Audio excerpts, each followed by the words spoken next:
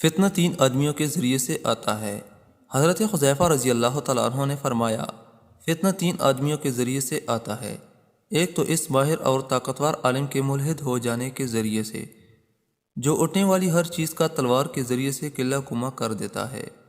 دوسرے اس بیان والے کے ذریعے جو فتنہ کی دعوت دیتا ہے۔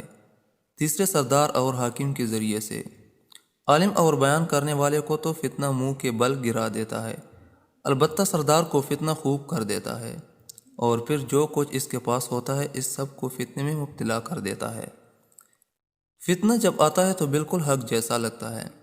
دوسری جگہ حضرت حذیفہ رضی اللہ تعالیٰ عنہ نے فرمایا، فتنوں سے بچ کر رہو، اور کوئی آدمی خود اٹھ کر فتنہ کی جانب نہ جائے، کیونکہ اللہ کی قسم جو بھی از خود اٹھ کر فتنوں کی طرف جائے گا اسے فتنے ایسے بہا کر لے جائیں گے جیسے سیلاب کوڑے کو ڈیر کو بہا لے کر جاتا ہے۔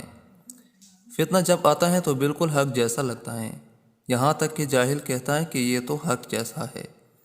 اس وجہ سے لوگ فتنے میں مبتلا ہو جاتے ہیں، لیکن جب جاتا ہے تو اس وقت صاف پتہ چل جاتا ہے کہ یہ تو فتنہ تھا۔